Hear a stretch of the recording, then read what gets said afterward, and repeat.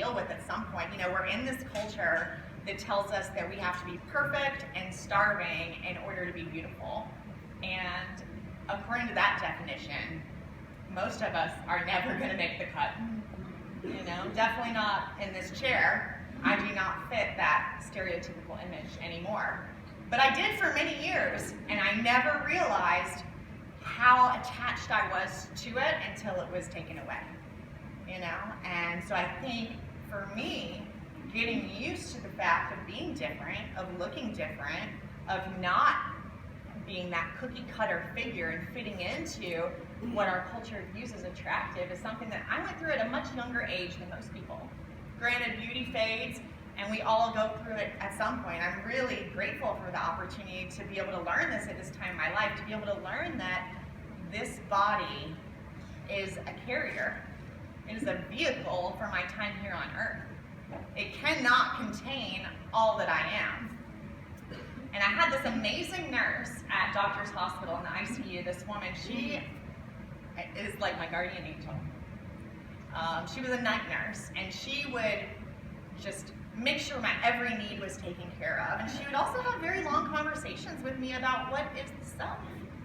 Who are we? That she would tell me, you are God's child. You are a spiritual being having a human experience, and everything that you are cannot be contained in this body. And I think she realized how much I would struggle with this one day. And so she really just drilled into my head, this is who you are. You are not what it seems here. There's so much more. You are perfect. And I think that is true of every woman sitting in this room today. And so when I left Doctor's Hospital, Jackie, she gave me this rag doll. And she handmade me this rag doll. And at the time I thought, wow, this nurse, she works 12-hour shifts. She went home and hand-stitched me a rag doll.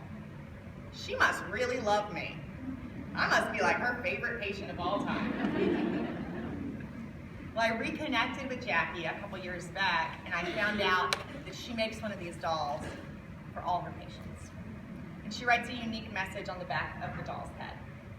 So I'm going to read to you what she wrote on mine. It says, Aimee, please remember, no body is perfect. This doll is handmade with imperfections because we're all made different. It's what we do with what we have that really counts. Love, Jackie.